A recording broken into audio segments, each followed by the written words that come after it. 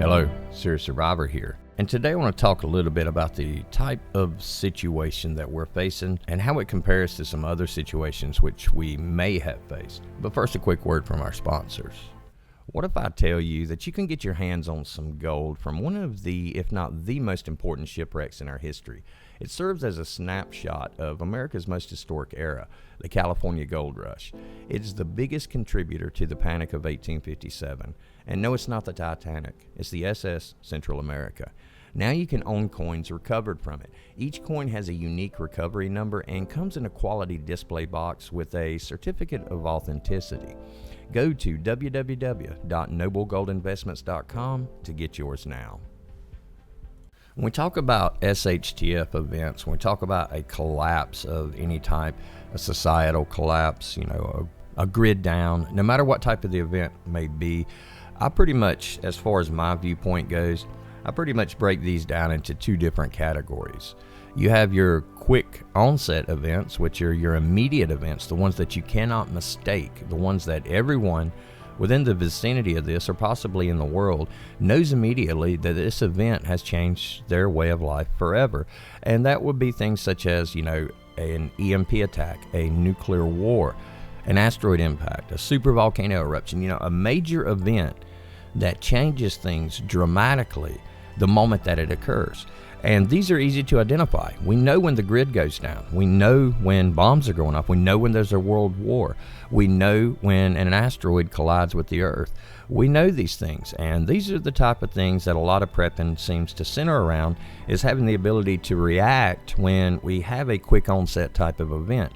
That we react immediately, and we immediately go into our preps and start our defensive preparations and or bug out preparations for whoever you may be, and we immediately enact our plan. The second type or category of events is basically your slow rolling events, your ones that have a very slow onset. The problem with these events is that most people don't see it coming, or by the time they see it coming, it's too late. And that's the issues that we're facing now. Yes, it is very possible that we will see a war, and that war could turn nuclear, and that is a very good possibility, for us in the near future. We cannot disregard that. But we are in the middle right now, or probably towards the tail end of an actual takeover by the powers that be. And this may sound drastic to some people who listen, for people that don't put two and two together on what we've been seeing occur over the last couple of decades, basically. Then I can understand someone who doesn't keep up with events would be like, well, what's going on? I haven't seen much change. And for those that aren't keeping up with events on a daily basis, pretty much, you're not going to see much change, because everything that's been implemented over the last couple of decades has been done step by step by step. This is a plan that has been in action since World War II. And this plan is basically a complete takeover of not just the United States, but of the world. And it has to start with the United States, because we have been, I guess you would say, a lot of people say, the beacon of freedom. We have been a country that has stood between, socialist, communist regimes, and we've stood and we've fought against things like that. So we have to fall before the world can fall behind us. It's like dominoes, and we're the first one in line. Once we fall, then everything else is going to fall behind us. It's going to fall right into place as they have placed it out. And that's the problem with what we're facing, is the steps that have been taken have been implemented slowly but surely over the last many years. And we now are at the precipice of the onset of the end of these events. And what I mean is, we're nearing the end to where we're going to see the end game here. We're going to see what their end game is, and we're going to witness them enact it. And that is why we must stand united. Now, I know that's a big statement, and it's a true statement, though. The problem with that is I'm just going to be brutally honest. Most people don't want to put in the effort to actually become part of a network. Most people don't want to put in the time and effort to form a group and actually meet with those people and know those people. If you're not willing to put the action to your words, then it's going to be a difficult time when that time comes. We have to stand together. And to do that, it's going to take a lot of effort on our part right now. We can't just sit around and hope that we come together and just keep saying we need to come together. We need to do it. And unless we do, then we will fall one by one at our individual households, homesteads, bug out locations, wherever you may be. They will find you when the time comes. And if we are not united, they will find you rather quickly. There are 2 preps we can make that will help us with this slow rolling type of event. Now, I'm going to assume that everyone has their basic preps. I'm not going to get into why people need long-term food, why people need water purification methods, or getting your medication sorted out. That's things that I'm assuming for this video you already have in place. I'm looking at 2 things that we can do right now, that you can begin right now, that will greatly assist you in this type of scenario, because what we're facing is not just a takeover, but one of the things that really is going to impact us right here at the beginning is this inflation we're seeing. Gas prices going through the roof, food prices going through the roof. It's going to be a very short amount of time, and most people, the average person, is going to find it difficult to feed their families and to pay the other bills they have.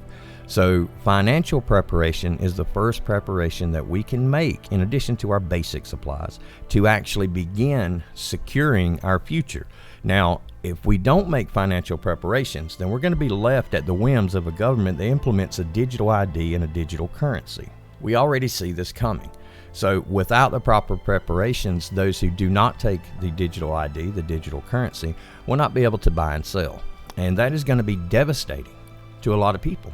I may have a lot of food stored back.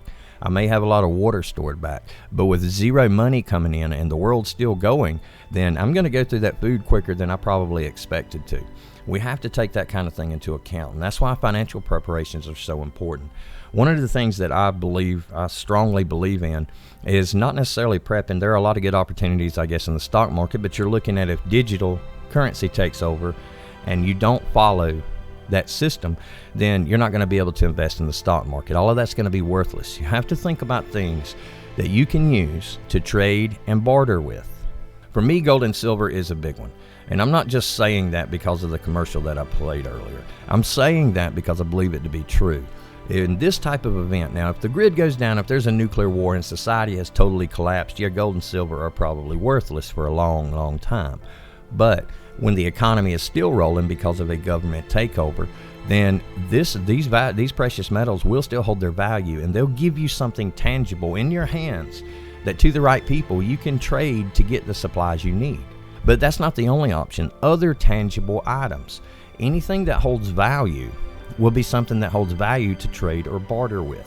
Because with this type of event, we're not looking at a total collapse of society, not at least in the beginning, not for the next few years. We're going to struggle for a few years.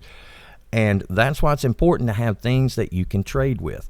But more important than that, or just as important than that, you can't trade if you don't have anybody to trade with. And that's the importance of forming a group. With a group, you will have a network of people that you can trade with. That you can. If you have someone that grows food, you can trade what they need for some food, vice versa. The formation of groups is absolutely necessary, but like I said earlier in the video, most people don't want to take the time to do it. We've become a give it to me easy society, right? If I can't tap a screen and see what I want, then it's not worth having. It's all about instant gratification, you know. But the things I'm talking about, a network, groups, that's not going to be instant. There's no situation in which you're going to create a group and you're going to have a lot of trustworthy members overnight. It takes time, it takes effort, and it takes work.